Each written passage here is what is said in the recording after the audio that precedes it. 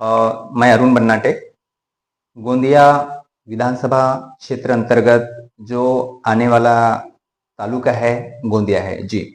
अभी हमारी हाल ही में एक बैठक हुई और बैठक के दौरान एक हम लोगों को हम जानकारी दे रहे हैं, क्योंकि अभी एमएलसी का चुनाव होने वाला है। जी हाँ, मैं सही बोल रहा हूँ। मैं पदवीधर मतदार संघ, पदवीधर मतदार संघ को इसको हम ग्रेजुएट कॉन्स्टिटेंसी बोलते हैं हम लोग।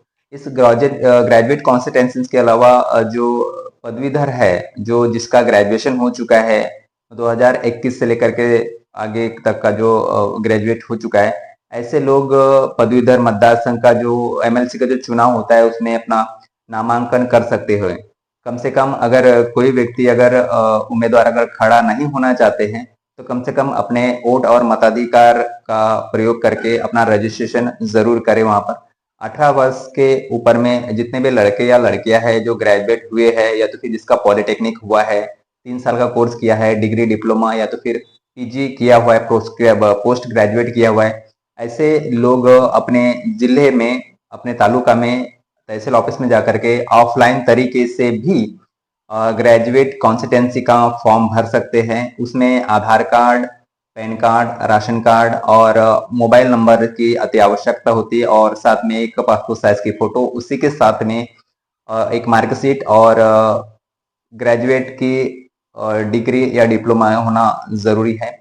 इससे आप ऑनलाइन तरीके से भी फॉर्म भर सकते हैं, जहां पे ग्रेजुएट कंसल्टेंसी लिख करके आप ऑनलाइन गूगल पे सर्च कीजिए और जो भी वहां पे इंफॉर्मेशन आई है उसको स्टेप बाय स्टेप आप फॉलो कीजिए। और एकदम सोपी पद्धति, बहुत ज्यादा हेडेक वाला काम नहीं है। मेरे पास में अभी यहाँ पे आप फॉर्म देख रहे हैं, इस तरीके का हमारे पास में फॉर्म है, जो कि ऑफलाइन फॉर्म है। इस ऑफलाइन फॉर्म से आप देख सकते हैं कि यहाँ पे भरा हुआ है ऑलरेडी। यहाँ पे the electoral registration office Nagpur graduate constituency लिख सकते हैं। एक साइड में आप रंगहीन जो फोटोस है वो आप लगा सकते हैं।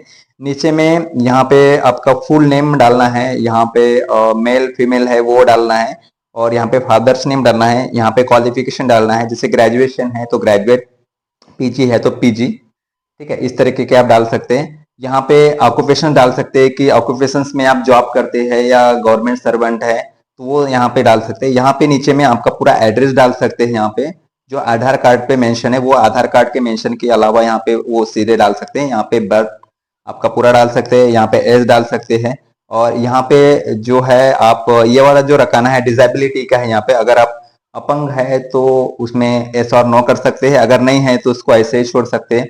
और यहाँ से आप कंसल्टेंसी सिलेक्ट कर सकते हैं, जैसे कि मैं गोंदिया का रहवासी हूँ तो 65 गोंदिया करके आप डाल सकते हैं कॉन्स्टिट्यूंसी में।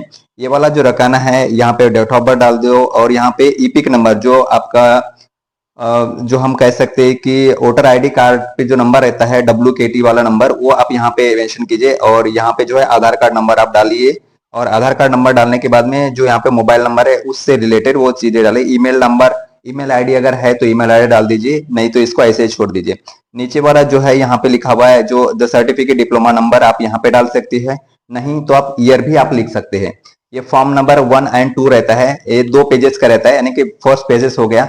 आप सेकंड पेजेस की अगर बात करूं तो यहाँ पे जो है आप इसको ऐसे ही छोड़ सकते हैं। यहाँ पे नीचे आप जिले का नाम डाल सकते हैं, गोंदिया है तो गोंदिया, तिरोड़ा है तो तिरोड़ा समथिंग, और यहाँ पे डेट डाल देते हैं, और यहाँ पे एक सिग्नेचर ऑफ द एप्लीकेंट्स करके लिखा हुआ है, यहाँ पे आप सिग्नेचर कर दीजिए, दैट्स इट। और नीचे वाला जो फॉर्म है वैसे का वैसे आप छोड़ दीजिए, ताकि ये वाला जो फॉर्म है वो जो गवर्नमेंट ऑफिसर है वो भरते और आपको यहाँ से डायरेक्टली एक पावती रिसिप्ट फाड़ के दे देते।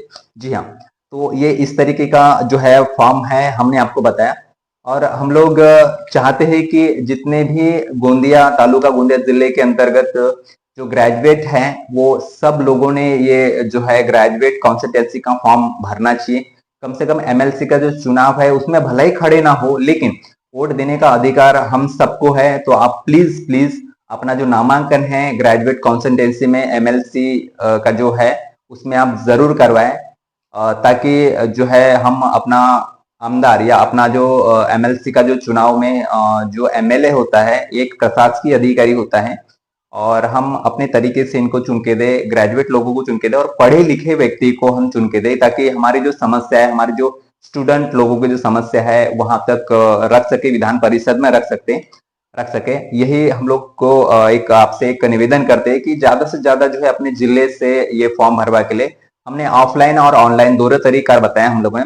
ऑनलाइन तरीके से अगर कर सकते हैं तो सिर्फ महज 1 मिनट का काम है, 1 मिनट में आप वो फॉर्म फिल कर सकते हैं।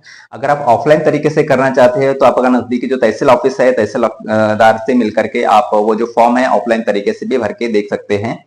सो आपको हम आशा है कि आप जो फॉर्म है आप भर के जरूर से दें, और ताकि कंसल्टेंसी में जो है वो मदद मिल सके। मेरा चैनल को लाइक शेयर सब्सक्राइब जरूर कीजिए, ताकि ऐसी नई नई जो वीडियोस है और नई नई जो ज्ञानवर्धक चीजें हैं हम अब तक पहुंचाए। जब तक के लिए धन्यवाद। हम नई ऐसे वीडियोस अब तक और लाते रहेंगे। Thank you so much.